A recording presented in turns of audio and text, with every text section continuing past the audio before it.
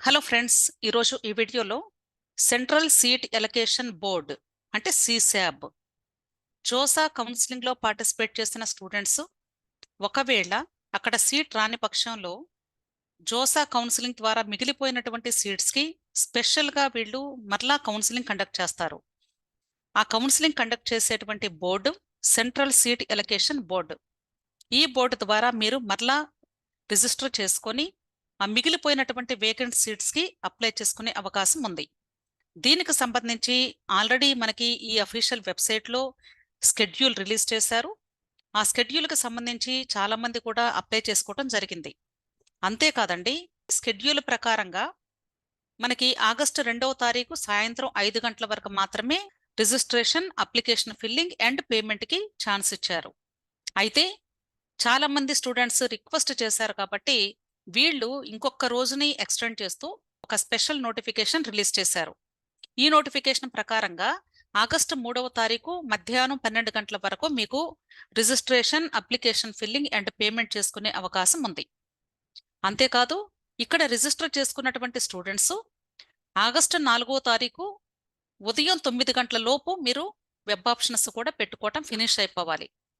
కాబట్టి దయచేసి ఎవరైనా సరే జోసా కౌన్సిలింగ్లో పార్టిసిపేట్ చేసిన స్టూడెంట్స్ అయినా లేదా అసలు అక్కడ పార్టిసిపేట్ చేయకుండా కేవలము సిశాబ్లో మాత్రమే పార్టిసిపేట్ చేసి ఇక్కడ సీట్ అలాట్మెంట్ పొందాలి అనుకునే స్టూడెంట్స్ అయినా సరే ఇక్కడ మీరు రిజిస్టర్ చేసుకొని అప్లికేషన్ ఫిల్లింగ్ చేసుకొని పేమెంట్ చేయాల్సి ఉంటుంది.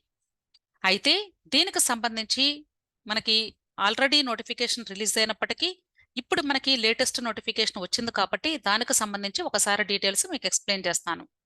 ఇది రీస్కెడ్యూల్కి సంబంధించినటువంటి నోటిఫికేషన్.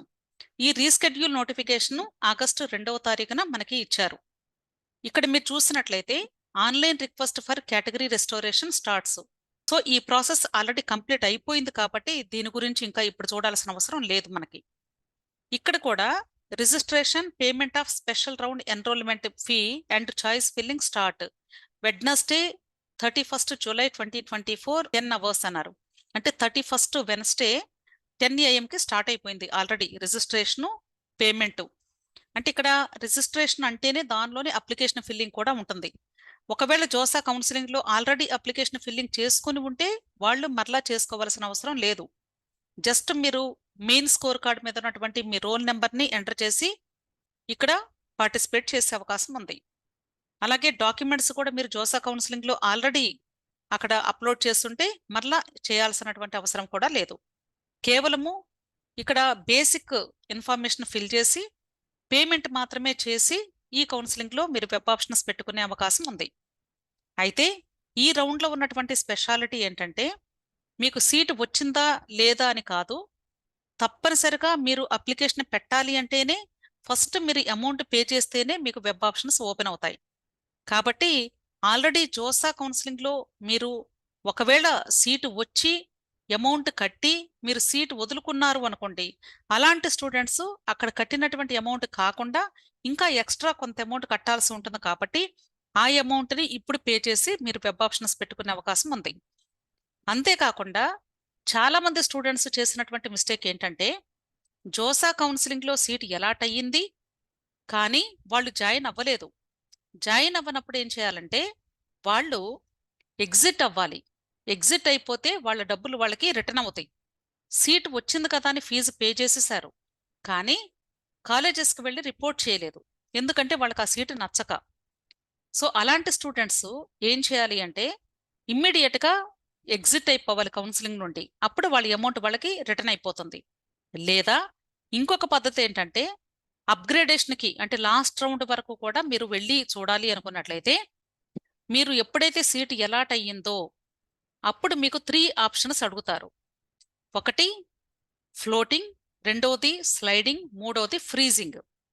ఫ్రీజింగ్ అంటే అర్థం ఏంటంటే మీకు వచ్చినటువంటి సీటు నచ్చి మేము అదే కాలేజ్లో జాయిన్ అయిపోతాము అని అక్కడ ఫ్రీజ్ చేసేసుకోవటం. అంటే అంతటితో ఆ రౌండ్తో మీరు కాలేజ్లో రిపోర్ట్ చేసేస్తారు, ప్రాబ్లం లేదు.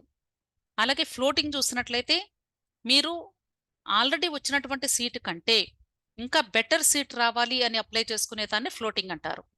స్లైడింగ్ అంటే అర్థం ఏంటంటే సీటు వచ్చింది కానీ మీకు ఆ కాలేజ్ నచ్చింది కానీ ఆ బ్రాంచ్ మీకు నచ్చలేదు. కాబట్టి అదే కాలేజ్లో ఇంకొక బ్రాంచ్ వస్తుందేమో, ఇంకా బెటర్ బ్రాంచ్ వస్తుందేమో ట్రై చేసుకోవడానికి అప్లై చేసేదాన్ని స్లైడింగ్ అంటారు. కాబట్టి సీట్ వచ్చి మీరు ఒకవేళ కాలేజ్లో కానీ రిపోర్ట్ చేయకూడదు అనుకున్నప్పుడు తప్పనిసరిగా మీరు ఈ 2 ఆప్షన్స్లో ఫ్లోటింగ్ కానీ స్లైడింగ్ కానీ పెట్టుకుని ఉంటేనే నెక్స్ట్ రౌండ్స్లో అప్గ్రేడేషన్ వచ్చే అవకాశం ఉంటుంది. చాలా మందికి దీని గురించి అర్థం కాక వాళ్ళు అసలు సీటు వచ్చినా సరే వదులుకున్నారు. అంటే మనీ పే చేసేసారు. ఒకవేళ సీటు అవసరమైతే జాయిన్ అవుతామేమో అని. కానీ మనీ పే చేసిన తర్వాత ఏం చేస్తారంటే, మేము వెళ్లి జాయిన్ అవ్వకపోయినా ఆ మనీ రిటర్న్ అవుతాయి అనుకొని వదిలేశారు. కనీసం వీళ్ళు మనకి లాస్ట్‌లో ఫిఫ్త్ రౌండ్ తర్వాత విత్‌డ్రా ఆప్షన్ కూడా ఇచ్చారు.